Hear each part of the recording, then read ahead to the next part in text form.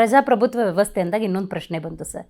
ಸುಜಾತ ಹಂಡಿ BJPಯ ಕಾರ್ಯಕರ್ತೆ, ಆ ಹೆಣ್ಮಗಳನ್ನು ಅರೆಸ್ಟ್ ಮಾಡೋದಕ್ಕೆ ಹೋದ ಸಂದರ್ಭದಲ್ಲಿ ಆಕೆಯ ಮೈ ಬಟ್ಟೆ ಎಲ್ಲ ಬಿದ್ದು ಹೋಗುತ್ತೆ. ಆಕೆಗೆ ಆಗಿದೆ ಅನ್ಯಾಯ ಅಂತ ನೀವು ಹೇಳ್ತಾ ಇದ್ದೀರಿ. ಗೃಹ ಮಂತ್ರಿಗಳು ಇದ್ರ ಬಗ್ಗೆ ಮಾತಾಡಿದ್ದಾರೆ. ಕಮಿಷನರೇ ಸ್ವತಃ ಹೇಳ್ತಿದ್ದಾರೆ ಆಕೆಯೇ ತನ್ನ ಬಟ್ಟೆಯನ್ನು ತೆಗೆದಿರುವಂಥದ್ದು. ಅವರೇ ಹೇಳಿದ ಮೇಲೆ ನಾವೇನು ಹೇಳೋಕ್ಕಾಗತ್ತೆ, ಈ ರೀತಿಯ ಹೇಳಿಕೆಯನ್ನು ಕೊಟ್ಟಿದ್ದಾರೆ. ಏನು ಹೇಳ್ತೀರಿ ಇದ್ರ ಬಗ್ಗೆ? ನಾನು ನಿನ್ನೆ ತಾನೇ ಅಶೋಕ್ ಅವರು ನಾನು ಕೂಡ ಹೋಗಿದ್ವಿ, ಪ್ರೊಟೆಸ್ಟ್ ಮಾಡಿದ್ವಿ, ಆಕೆಗೆ ನ್ಯಾಯ ಕೊಡಿಸ್ಬೇಕು ಅಂತ ಹೇಳಿದ್ವಿ.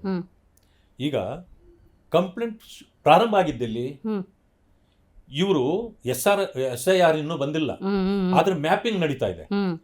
ಈ BLA 2 ಕೆಲಸ ಏನು ಅಂತಂದ್ರೆ ಅವನ ಪ್ರಾಂತ್ಯದಲ್ಲಿ ಅವನ ಬೂತ್ನಲ್ಲಿ ಎಲ್ಲೆಲ್ಲಿ ಏನೇನು ಮ್ಯಾಪಿಂಗ್ ಮಾಡಬೇಕು ಅನ್ನೋದನ್ನ ತೋರಿಸೋದು ಅವನ ಕೆಲಸ.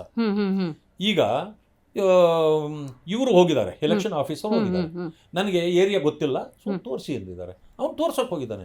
ಆಗ ಕೌನ್ಸಿಲರ್ ಆಗಿರ್ತಕ್ಕಂಥ ಸುವರ್ಣ ಅಂತಕ್ಕಂಥವ್ರು ಯಾರು ಬಂದು ನನ್ನ ಏರಿಯಾಗೆ ಬರ್ಬೇಕಾದ್ರೆ ನನ್ನ ಪರ್ಮಿಷನ್ ಬೇಕು ಅಂದ್ರೆ ನಾನು ಎಲ್ಲೋ ಒಂದು ಕಡೆ ನಾನು ಶಾಸಕನೋ ಏನೋ ಆಗಿರ್ತೀನಿ, ಯಾರೇ ಬರ್ಬೇಕಾದ್ರೂ ನನ್ನ ಏರಿಯಾಗೆ ನನ್ನ ಪರ್ಮಿಷನ್ ತಗೋಬೇಕಾ? ರೂಲ್ ಇದೆಯಾ ಇದು? ಆ ಥರ ಏನು ರೂಲ್ ಇಲ್ಲ. ಎಲ್ಲರೂ ಸರ್ವ ಇದರಲ್ಲೂ ಹೋಗ್ಬೋದು.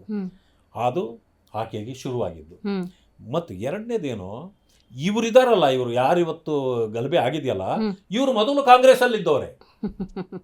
ಅವರನ್ನ ಬಿಟ್ಟು ಈ ಕಡೆ ಬಂದ ಮೇಲೆ ಅವರ ಮೇಲೆ ದ್ವೇಷ ವೈಷಮ್ಯ ಈ ಕಡೆಯಿಂದ ಪ್ರಾರಂಭ ಆಗಿದೆ.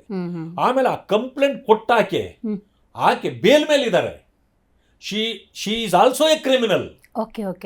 ಆಕೆ ಮೇಲೆ ಕ್ರಿಮಿನಲ್ ಕೇಸ್ ಹಾಕಿ ಆಕೆಗೆ ಕೋರ್ಟ್ನಿಂದ 4 ವರ್ಷಗಳ ಸಜೆ ಸಿಕ್ಕಿದೆ. ಅದಕ್ಕೆ ಈಗ ಕೋರ್ಟಿಂದ ಒಂದು ಇದನ್ನ ಬೇಲ್ ತಗೊಂಡು ಬೇಲ್ ಮೇಲೆ ಓಡಾಡ್ತಿರೋದು. ಇನ್ನೊಂದು ಇಂಥ ಕೆಲಸಗಳು ಮಾಡಬಾರದು ಅಂತ ಬೇಲ್ ಕೊಟ್ಟಿರ್ತಾರೆ. ಈಗ ಆಕೆ ಮಾಡಿರೋದೇನೋ ಇದು.